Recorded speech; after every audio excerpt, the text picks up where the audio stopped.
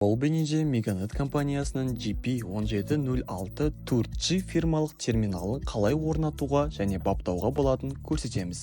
Алдымен оны қосу керек. Төменгі жағында оптикалық кабельді арнайы жалғағышқа орнатамыз. Қажет болған жағдайда сүйір бұрышқа бүкпей абайлап орналастырамыз. Артқы жағында LAN кабельдері құрылғыларға қосылады. Қуат жалғағышы туралы да ұмытпаңыз. Қосу пернесін басып, баптауға кірісеміз.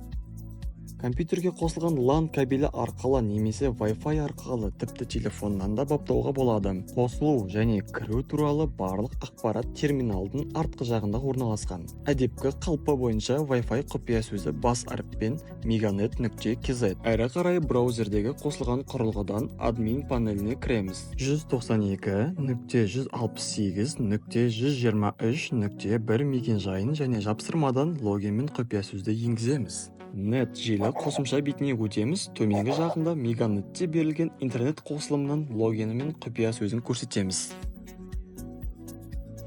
LAN қосымша бетін ашамыз. SSID өрісінде желінің атауын көрсетеміз. Төменгі жағында Shared Key'де Wi-Fi қосылысы үшін орнатқымыз келетін құпия сөзді енгіземіз. Баптауды ок батырмасымен сақтаймыз. Назар аударыңыз, егер сіз осы желіге Wi-Fi арқылы қосылған болсаңыз, онда ол құпия сөздің өзгеруіне байланысты өшеді. Сондықтан сізге жаңа құпия сөзбен кіру қажет болады. Екінші LAN 5G желісі үшінде дәл солай істейміз. Бұл 5 ГГц желісі. Терминал осындай жиілікті де қолдайды. Болды, терминал баптау аяқталды. Meganet интернетін қуана пайдаланыңыз.